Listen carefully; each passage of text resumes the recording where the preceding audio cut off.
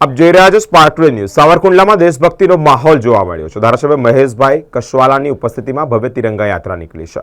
સાવરકુંડલામાં તિરંગા યાત્રાએ દેશભક્તિનો અવિસ્મરણીય માહોલ સર્જ્યો છે। કાણકિયા કોલેજથી રિદ્ધિસિદ્ધિ મહાદેવ સુધી ભારત ભક્તિથી સાવરકુંડલા આખું ગુંજ્યું છે।